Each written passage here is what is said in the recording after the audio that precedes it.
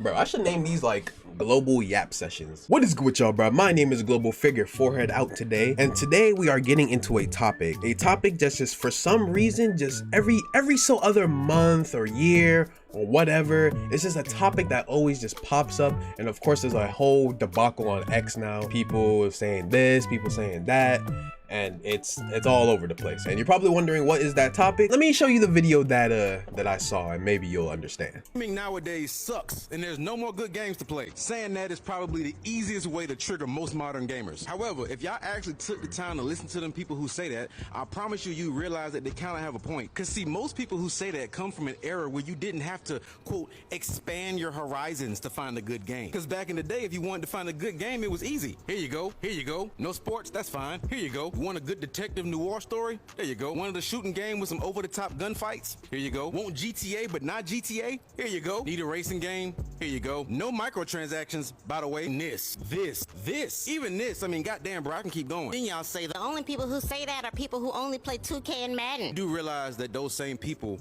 are the people who had more than 2K and Madden back in the day? Let me walk you through it real quick. See, back then, we didn't need to just rely on Madden for our football fix. We could go NFL Street. We could go ESPN 2K5. We could go NFL Blitz. We could go NFL Game Day. Hell, fuck it. Let's do it. NFL Quarterback Club. Bro, we didn't need just 2K. We had NBA Street. We had NBA Jam. Man, I bet half of y'all ain't even heard of NBA Shootout. ESPN Basketball. NBA Inside Drive. The GOAT of them all, NBA Live. We had variety back then. We had options, and those games came complete. They didn't come with no microtransactions. Y'all remember when this dropped? Yeah, this shit wouldn't have happened back then. Stop getting upset with people when they say that there ain't no more good games left when you got games like this that come out and it take them 2 fucking years to fix the shit. Because when this dropped, it was finished. It was complete. Wasn't no goddamn patch. Oh yeah, y'all remember this? Midnight releases? Ain't no more of that shit. This was a vital part of gaming culture when there was games that was worth standing outside all goddamn night for. Oh yeah, y'all remember this? Probably not. Couch co-op. The fuck happened here? Another very vital part of gaming culture that was swiped away from us because of corporate greed. Oh no, we don't want 4 of y'all sharing one console. I'll have what I want to say after the video, bro. Buy your own console and just play online like a bunch of fucking dweebs. Like damn, bro, whatever happened to family fun games like Guitar Hero and the Rock Band series? Everybody in the living room stressed out, mashing the buttons when this motherfucker trying to beat that one song. I don't think y'all realize that when y'all tell people that they have to expand their horizons to find good games, that you're literally proving their point. Because if gaming was currently as good as it always has been, according to y'all, wouldn't nobody have to dig for shit. It would just be readily available in their face. Oh yeah, one last thing. When people say there ain't no more good games left, please stop suggesting these super niche ass games that only appeal to one type of person. You know damn well everybody ain't into turn-based RPGs. Cut the shit. So do I think gaming is dead? No. But is it as good as it used to be? Fuck no. Yeah.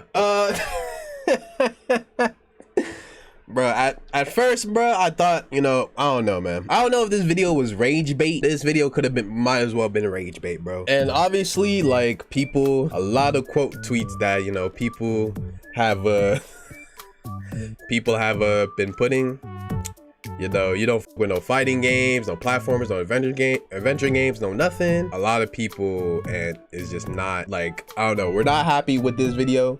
And of course, it always brings up the debacle. And I did see some people agreeing, like, yeah, this makes sense and everything like that. But I'm just gonna give my 2 piece of sense.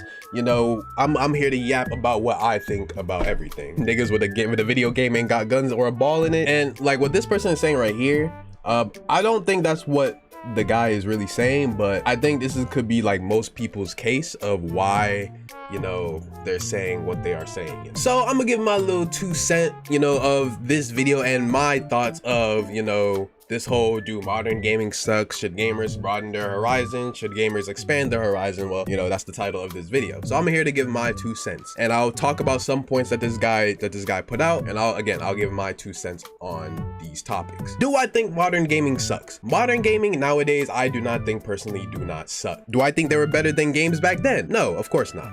But I do think there are some games in the modern era that can rival with the games back then. But again, I'm not saying they were better. And personally, I think gaming now, depending on the genre and depending on the game, has so much more expectations than games back in the day. Nowadays, bro, like how I think nowadays that games now are just so complex. In a way, they're complex. Like making games now are more complex than it was back in the day. You cannot deny that. So games now, I feel like they're held in a higher regard than into games like way back in the day. Like so much, the expectations of games are just so high up there.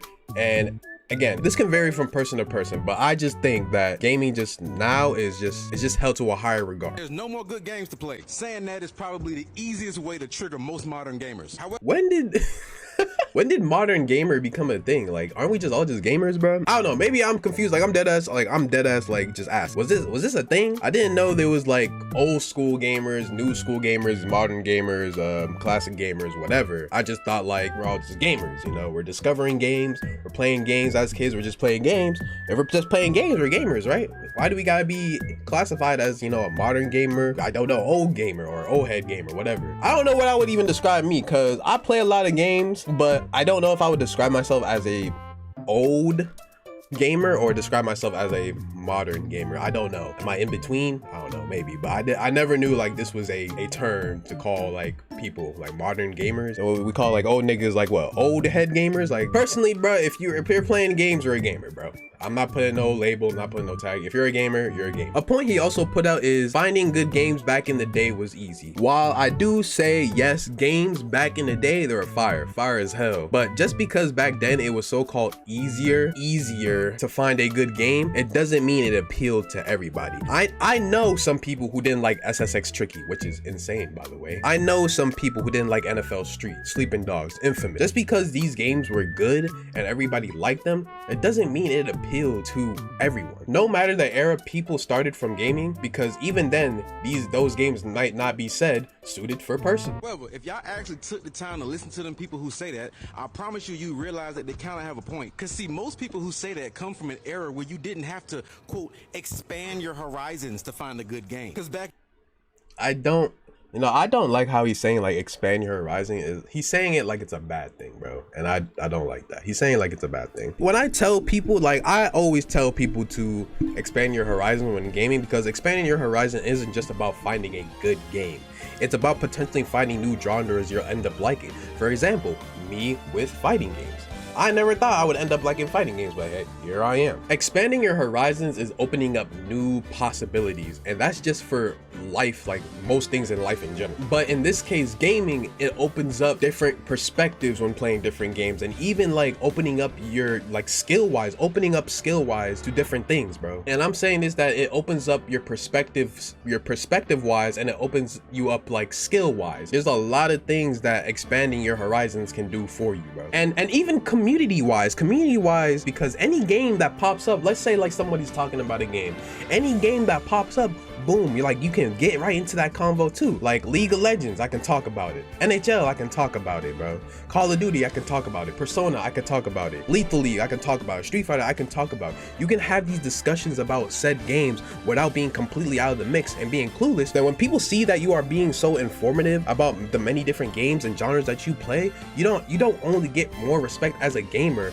you open up a wider engagement to people and other gamers, bro. no microtransactions, by the way. Okay, see this point right here, I can understand. Most games nowadays are stuck in a vortex, in a microtransaction vortex. But you know, again, there is good and there is bad with this. And I'm pretty sure mostly like when games really started getting heavy into microtransactions was in late 2010s, I think. Late 2010s. Someone can fact check that for me. How I feel about microtransactions, again, it's a mixed bag. And I get it. It generates income for the game and for the developers and publishers. Also, if I buy something in game, I know that I'm gonna play the game at least a decent amount of time. Also, some microtransactions give you the choice to customize yourself, express yourself. Let's say a new skin just dropped for the Vandal. Boom, I'm on that. Or a new skin just dropped for Thresh. That's who I play in League of Legends. Or a new costume just dropped for Cammy in Street Fighter 6. It gives you a chance to personalize yourself, express yourself with these cosmetics and stuff. And again, it is optional. You do not have to get any of these microtransactions. Like most games, like I think for Tekken, bro, like Tekken 8, bro, like they have a little battle pass joint. I have not touched a dang thing in that thing, bro, because I know I don't play Tekken like that, bro. And I know I'm not gonna get some of the cosmetic stuffs in that game. So again, it is optional for these microtransactions. Like you do not have to go through any of that. And another thing with with microtransactions, let's say the game does really well, it gives the developers a boost into making, let's say, a new game or a sequel. Like for example, when Cyberpunk came back and did really well, you know, boom, they had a chance to do that expansion story, the Phantom Liberty, and that was really cool. I like that. That's good. I heard they're also making another, like a sequel to Cyberpunk. So I don't know, somebody fact checked that for me, but that's because, again, people bought all these things. The game was doing good, got good sales. People bought the expansion DLC. You know, it did really well. It did really well. But there are some bad things about microtransactions too. And personally speaking, again, this is me personally speaking, like how the things I've got through. Some games, bro, and this mostly goes towards competitive games. Some games are really pay to win, bro. Like dead ass, they're paid to win. Some games I could think of off the top of my head: Destiny, Warframe, ArcAge, APB Reloaded. Again, some of these games, like, you don't really gotta pay these. Again, you don't gotta do these microtransactions. But again, I feel like it gives an unfair advantage for people who are mostly doing the free-to-play shit. When you have the choice to buy something to, let's say, get a better gun than everybody else, do this for everybody else, and it's like, again, it gives an unfair advantage. And let's say we're talking fighting game wise, launch Tekken 7 Leroy, boy, that character was free to play, that nigga was broken. Or launch Lab Coat 21 from Dragon Ball Fighters, bro. That was a crazy time, bro. And if y'all know any more games that were, like, let's say, pay to win, y'all let me know in the comments, because I know there's probably a bunch more that I'm not thinking of. And I'm not gonna put gacha games in there because, again, they're gacha games. The whole point is to, like, buy their stuff to be better, bro. Like, I'm playing Zenless Zone Zero and I'm trying to get this new character that just came out, and I spent over $100 and I still ain't packed the character. Thank you, Zenless, for wasting my money, bro. But another bad thing, personally, what I think with microtransactions is, why is some things locked behind a paywall, bro? Tekken 8, why is Eddie locked behind a paywall? Everybody knows Eddie should not be DLC whatsoever, bro. But he's somehow, like, the first season DLC, bro. He should not be DLC. I forgot what the iteration he was introduced in Tekken, but he was never DLC. Why he has to be DLC now, bro? And he's a fan favorite character, bro. So I don't understand that. Yakuza, you're not safe too, because why is New Game Plus locked behind a paywall? Why do you have to get the deluxe edition of a game to do a New Game Plus? Does that make sense? Again, that's greed, bro. That's greed. Star Wars Battlefront 2. Why is Darth Vader and Luke Skywalker locked behind a paywall as well? Obviously, they reduced the credits to which you can, like, get them, but still, why in the hell are they locked behind a paywall, bro? It just doesn't make sense, man. And don't even get me started with 2K, bro. Don't get me started with 2K. And I'm talking about WWE, and I'm talking about NBA, bro. Don't get me started on them, bro. Even this, I mean, goddamn, bro, I can keep going. Then y'all say the only people. I mean, goddamn, bro. Even this, I mean, goddamn, bro, I can keep going. Then y'all say the only people who. All right, hold up. All right, stop fucking playing, bro. I've played some of the Splinter Cell games, bro. I played Essentials, I played Double Agents, I played Conviction. I don't know, this could just be me, because I haven't played stealth action, right? But I swear, if I go up to some of these old head gamers, I guess that's what we're calling them, if you go up to these old head gamers, and if I ask them, have you played Splinter Cell Stealth Action Redefined? And it's either they never heard of that game, or they've heard of the game but never played it, bro. So I don't know why. I know if I went up to, let's say, one of my uncles, because they were huge gamers back in the day, and if I asked them, like, hey, you played this Splinter Cell game? They're gonna be like, no, bro, because I've never heard them ever mention this Splinter Cell game. Say that are people who only play 2K and Madden. Do realize that those same people are the people who had more than 2K and Madden back in the day. Let me walk you through it real quick. See, back then, we didn't need to just rely on Madden for our football fix. We could go NFL Street. We could go ESPN 2K5. We could go NFL Blitz. We could go NFL Game Day. Hell, fuck it. Let's do it. NFL Quarterback Club. Bro, we didn't need just 2K. We had NBA Street. We had NBA Jam. Man, I bet half of y'all ain't even heard of NBA Shootout. ESPN Basketball. NBA Inside Drive. The GOAT of them all, NBA Live. We had variety back then. We had options and no... Hold up, bro. Because I'm confused, bro. Like, I'm dead ass confused right now. I don't know. I'm dead ass.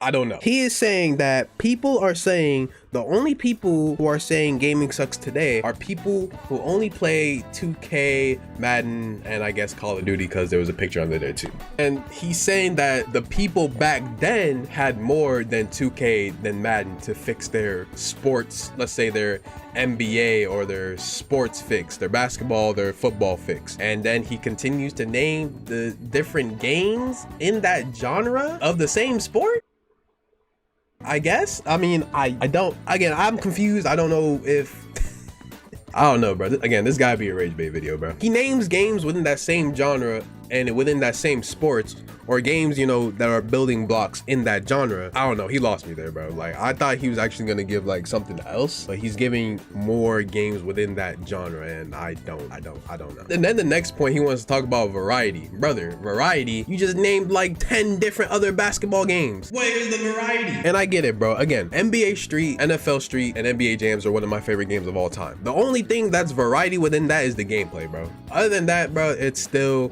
basketball. It's still football, bro. I just didn't understand that point at all, bro. Those games came complete. They didn't come with no microtransactions. Y'all remember when this dropped? Yeah, this shit wouldn't have happened back then. Stop getting upset with people when they say that there ain't no more good games left, when you got games like this that come out and it take them 2 fucking years to fix the shit. Because when this— So here's what I can say about this. And this is why I can kind of agree with what he's saying, bro. Because I feel like developers these days, they just release a game without it being complete. And again, take it with a grain of salt, because I don't know. I'm not a developer, I'm not a publisher, whatever. Again, take what I say with a grain of salt. And I'm not saying all developers do this. I'm just saying some, but it's been happening for years now. And when games get announced, especially games with high expectations. For example, let me use Grand Theft Auto 6. That's a game whose expectation is probably through the roof with some people right now, to most people. So when people are getting hyped, when people are waiting for this game to release after this announcement, just for them to be like, hey, we're pushing the date back of the game so we can release and push for a better game. To some people, that's good, because again, for me, I like that. I like when they come out and say, hey, we're gonna delay the game, you know, we're gonna push it back, you know, we want this game to be great. I like when people, I like that. Personally, I like that. But to some other people, that's gonna be like, oh, the hype is dying down, or oh, this shit better be the greatest thing I have heard in my life. Like I get it. And again, others, the hype might die down. Again, it may impact sales. Other things can go into it, again, like satisfying investors, but that's like a whole other thing. I feel like a lot of games today have just been like, hey, if something goes wrong, we can just fix it later. Even some games now on Steam, they have early accesses where you can buy, so you can get feedback, and then like when the time comes, they can fix it, they can release a patch. And I'm like, is this really a good thing? Like, is this good? Like, I get it, feedback is good. Of course, you would always want feedback, criticism, you need it sometimes.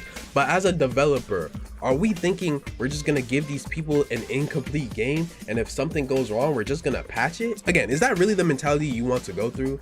And I get it, some things happen, glitches happen, bugs happen, and they can be unexpected. But multiple of them, now I'm feeling like you guys didn't even test your own game. So when Cyberpunk came out, that shit was a disaster. And I think they even refunded the people who bought it and even took it off the stores, like all stores, bro. And again, things happen. But for it to be this bad, and it's kind of crazy, it shouldn't really take 2 years, bro. I'm gonna be honest, I'm gonna agree with that point. It shouldn't take 2 years to make a actual functional game. It shouldn't take 2 years to make a functional game.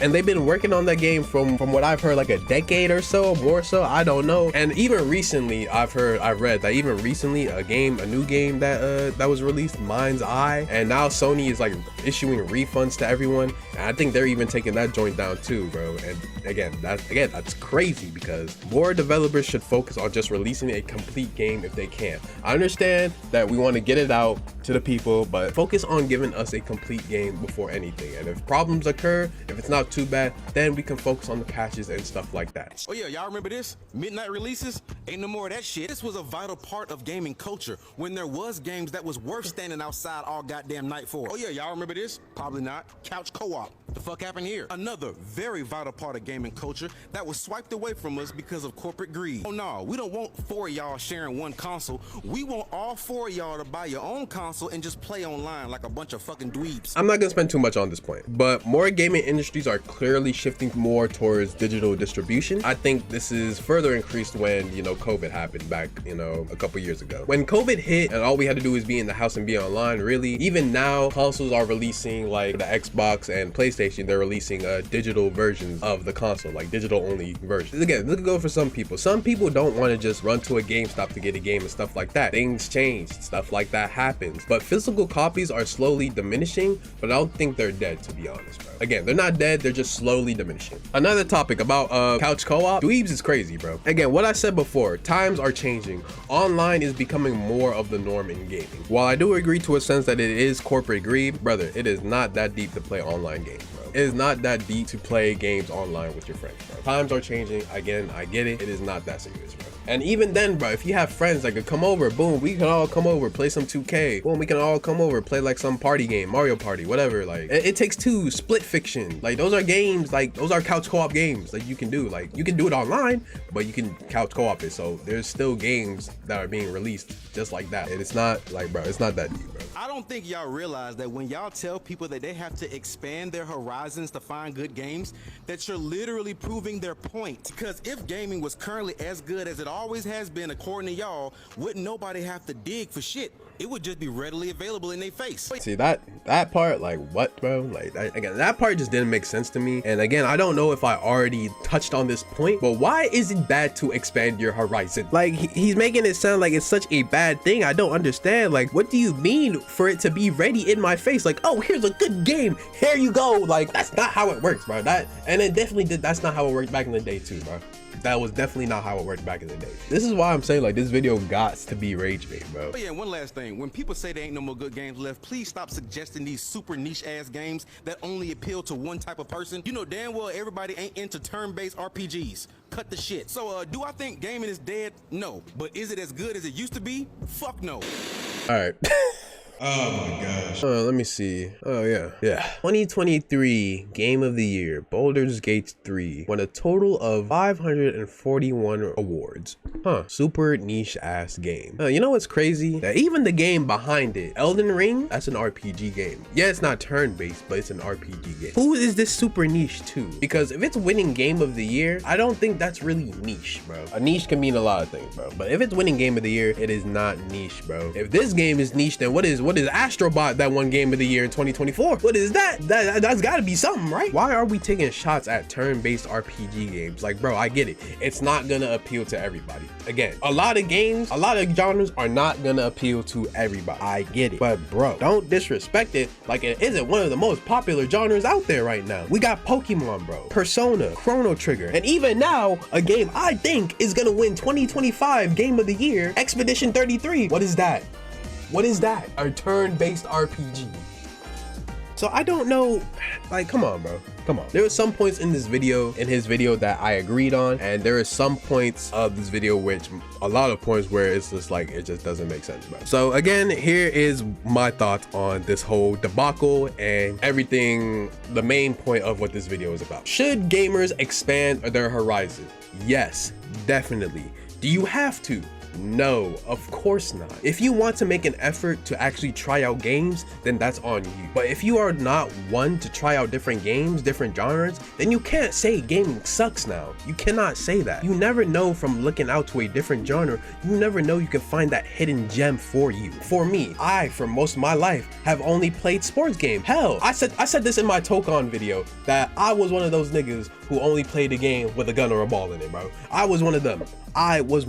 But then I realized, like, bro, it's so, like, I'm really just playing the same game. I want to play more stuff. And that's when I started playing other genres like RPG games, platformers, fighting games, racing games, visual novels, hack and slashes, all that other stuff. And by the time I discovered so many hidden gems that I never would have thought that some of these games now would be some of my favorite games of all time. Some games I would like to mention: Danganronpa, Ace Attorney, the Persona series, Street Fighter, Tekken, Dragon Ball FighterZ, Ghost of Tsushima, Melty Blood, Uncharted, Valorant, Call of Duty, Devil May Cry, Smite, CTR, Pokemon, the list goes on and on and on and on. I never would have thought that these games would now end up be my favorite games, and notice how they're all from different genres. They're all different genres. So again, do not limit yourself to a genre or a game, because you are leaving so much on the table, bro. You are leaving so much on the table when it comes to perspective of different games, or just skill in general, because I truly believe that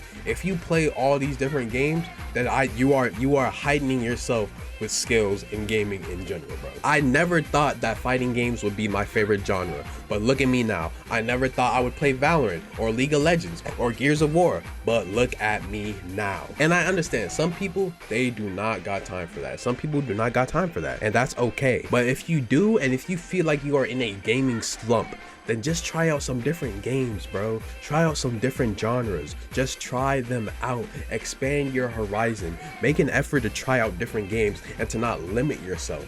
And if you don't want that, that's completely fine. Again, you do not have to do that.